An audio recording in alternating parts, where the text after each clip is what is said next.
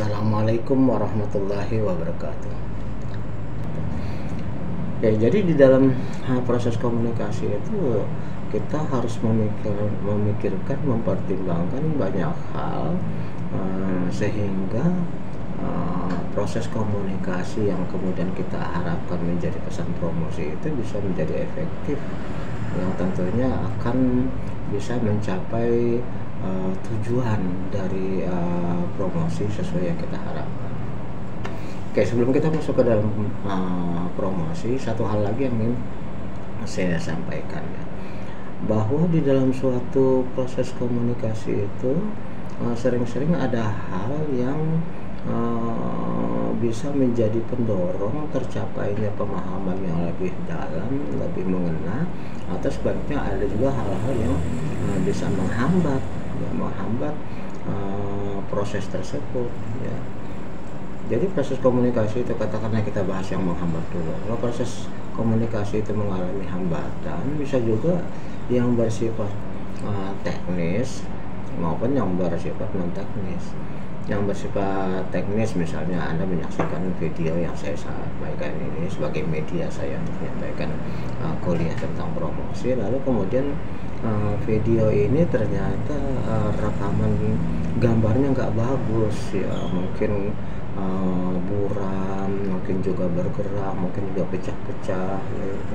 Atau suaranya tidak terdengar jelas, suaranya sangat kecil, atau suaranya mendengung, atau suaranya berbaur dengan suara-suara dari luar. Itu adalah hal-hal teknis yang menjadi noise atau gangguan bagi tersampaikannya dengan baik pesan dari saya kepada Anda. Sehingga Anda tidak bisa memahami pesan saya karena adanya gangguan tadi, ya. Gangguan yang sifatnya teknis, yaitu seperti berisik dan sebagainya. Itu bisa juga karena kita menggunakan internet.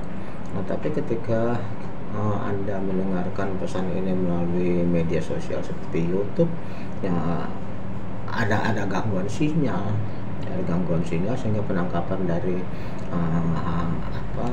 pesan yang saya sampaikan ini tidak baik, mungkin putus-putus, mungkin juga terdengar sama, mungkin juga ada gangguan yang lain, atau mungkin tidak tertangkap sama sekali. Itu juga termasuk gangguan teknis, ya. Jadi ini juga harus kita perhitungkan, ya, di dalam aktivitas promosi kita. Jangan sampai kita menyampaikan pesan itu kemudian diganggu oleh hal-hal yang sifatnya teknis, sehingga kemudian pesan kita tidak bisa diterima dengan baik oleh orang yang kita harapkan menjadi receiver atau penerima pesan kita. Di samping hal yang sifatnya teknis, suatu pesan komunikasi juga bisa mengalami deviasi artinya penyimpangan makna. Prosesnya sendiri berjalan secara teknis, ya, baik, ya, artinya si receiver menerima dengan baik apa pesan, ya, dan dia memahami, tetapi kemudian ada hal-hal yang lain membuat maknanya menjadi terdeviasi, menjadi menyimpang, tidak sesuai dengan apa yang kita harapkan. Ini bisa saja merupakan satu hal yang sifatnya subjektif, ya. Subjektif dalam arti katakanlah Anda selaku mahasiswa, ya, memiliki perasaan tidak suka kepada saya selaku pengajar, selaku dosen, ya, dan Anda sudah tidak suka terhadap apa yang saya terangkan, tidak suka terhadap kuliah saya. Maka walaupun Anda menerima pesan saya dengan baik secara teknis, tidak ada gangguan sinyal, tidak ada gangguan suara, tidak ada gangguan gambar, tapi karena rasa tidak suka Anda kepada saya, maka Anda menganggap apa yang saya sampaikan itu menjadi suatu hal yang tidak menarik, ya, suatu hal yang tidak menarik, dan mungkin Anda menghindari untuk menerimanya, ya. Nah, ini barangkali kalau kita lihat dari contoh yang lain, ya, misalnya dalam hal politik, katakanlah, ya, kita ambil sebagai contoh kecil. Ini sebabnya kenapa pesan dari satu pihak kepada pihak lain itu seringkali tidak diterima, malah dideviasi. Kasarnya misalnya, apa yang disampaikan oleh Jokowi itu kemungkinan tidak akan diterima dengan baik, ya, oleh para pengikut Prabowo dalam Pilpres kemarin, ya, 2019, ya. Tidak akan diterima dengan baik, bahkan mungkin dicurigai sebagai satu hal yang memiliki nilai negatif. Sebaliknya juga begitu. Apa yang disampaikan oleh Prabowo mungkin oleh para pengikut Jokowi tidak diterima dengan baik, malah dideviasi dalam arti disimpangkan maknanya sehingga menjadi negatif. Ya sebenarnya kan pesannya nyampe ya, bisa dipahami, bisa dimengerti, tapi ada perasaan tidak suka sehingga kemudian itu menyebabkan apa yang disampaikan maknanya menjadi menyimpang. Nah, berarti kita juga harus mewaspadai dalam hal promosi bisnis juga seperti itu. Jangan sampai audiens yang harusnya menerima pesan kita dengan baik, tapi kemudian ada hal-hal lain yang membuat mereka menjadi terdeviasi maknanya. Mereka menerima, tapi kemudian mereka tidak senang. Ya, mungkin karena ada hal lain ya. Katakanlah misal begini, ada isu tentang penggunaan daging babi katakanlah untuk bahan pembuatan bakso gitu ya. Kemudian ada kita sudah tentu sebagai muslim tidak senang dengan berita ini sehingga kita menjadi waspada, jangan-jangan nanti kalau kita mengkonsumsi bakso itu ada unsur barang haramnya, daging babinya gitu ya. Maka ketika kita menerima pesan tentang promosi bakso ya, promosi bakso, walaupun kita sebenarnya mungkin senang terhadap bakso, lalu kemudian kita juga menerima pesan tersebut dengan jelas, dengan terang, tapi karena kita sudah terkontaminasi pikiran kita adanya isu bakso babi gitu ya, maka kemungkinan kita jadi waspada, kita nggak menerima pesan begitu saja, sehingga kita curiga ini jangan-jangan bakso yang sedang dipromosikan kepada saya ini mengandung babi, sehingga saya yang tadinya saya berminat untuk beli, tapi akhirnya saya nggak jadi, saya batalkan karena saya takut apa yang saya makan, yang saya konsumsi itu ternyata bakso babi kan gitu ya.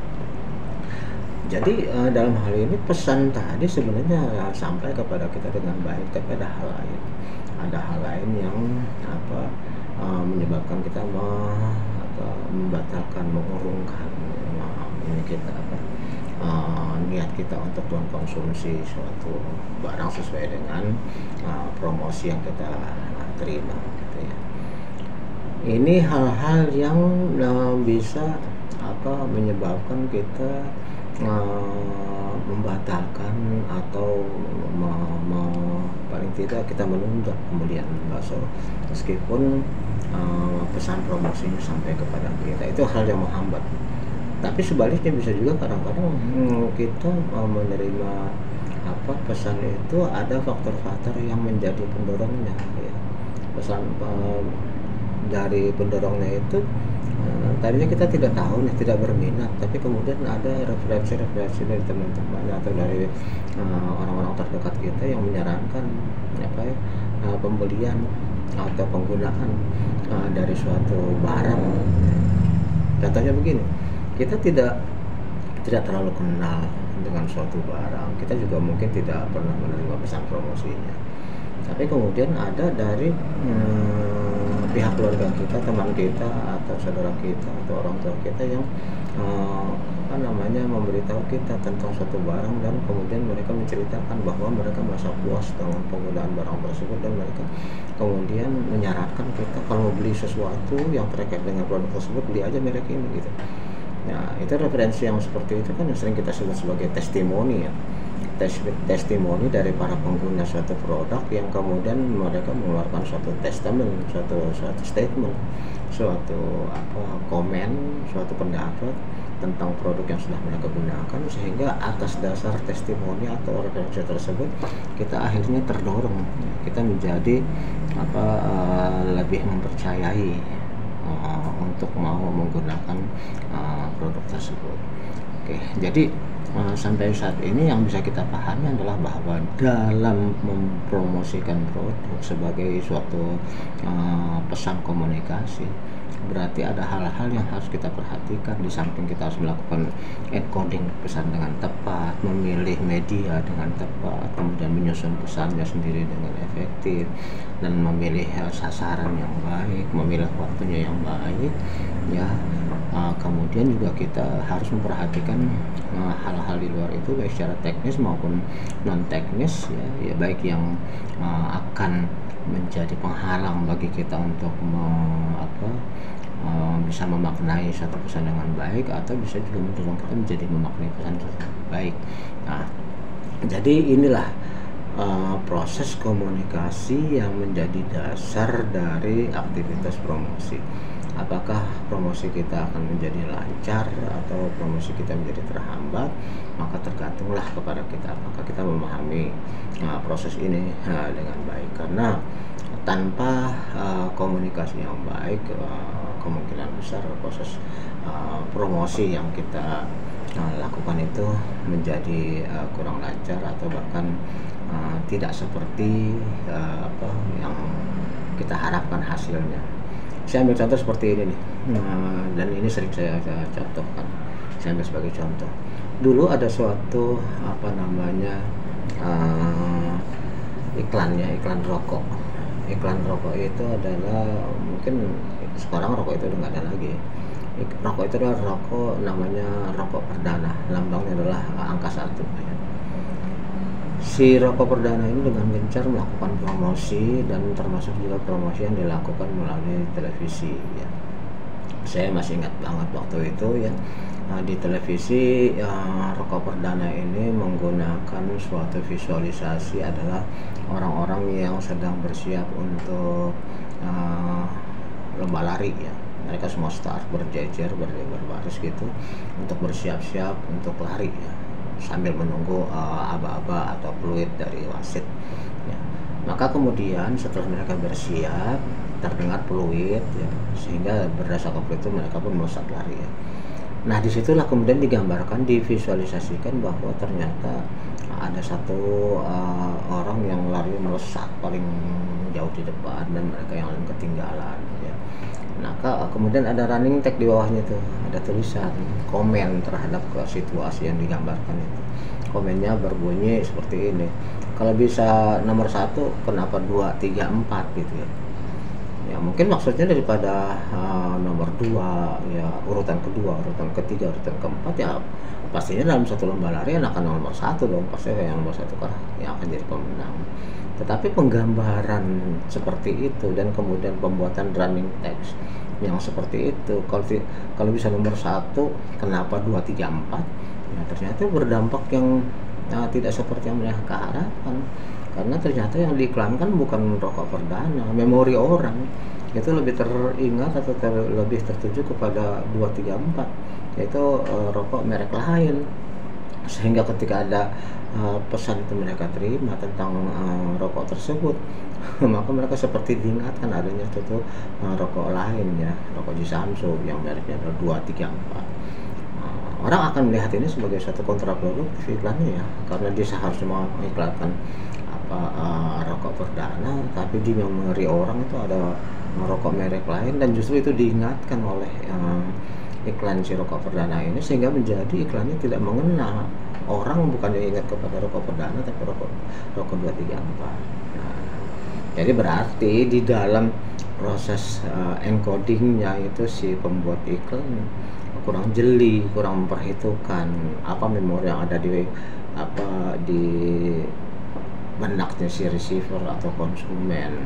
Mereka kurang memperhitungkan apa makna 2, 3, 4 ya, sehingga konsentrasi mereka kepada upaya untuk memperkenalkan rokok nomor 1 saja. Begitu diingatkan malah orang jadi teringat kepada rokok yang lain. Oke, jadi harus hati-hati dalam encoding, karena nanti didekod berbeda oleh receiver, dan pastinya nanti tindakannya menjadi kontraproduktif, tidak sesuai dengan apa yang jadi target sasaran kita dalam berpromosi. Baik, untuk sementara sebagai awal dari pembahasan tentang promosi di dalam bisnis ya, bisa kita akhiri ya. Mohon maaf jika banyak kekurangan. Saya akhiri dengan ucapan wabillahi taufiq wal hidayah. Wassalamualaikum warahmatullahi wabarakatuh.